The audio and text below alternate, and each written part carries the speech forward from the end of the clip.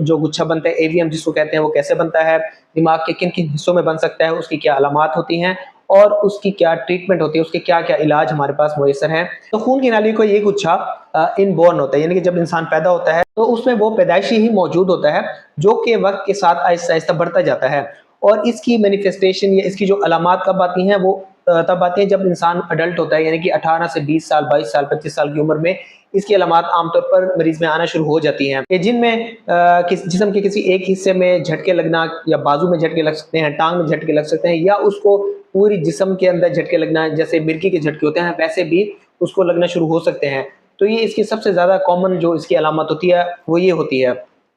तो अब इसमें टेस्ट कौन कौन से कराने चाहिए कि अगर किसी मरीज को ये मसला हो रहा है तो उसका सबसे पहले सीटी स्कैन कराना होता है, कि उसमें वो हमें एक सस्पिशन नजर आता है, एक हमें शक मालूम होता है कि ये इसको ये हो सकता है। बाद में उसकी जब एमआरआई कराई जाती है तो उसमें ये चीज क्लियर हो जाती है कि इसको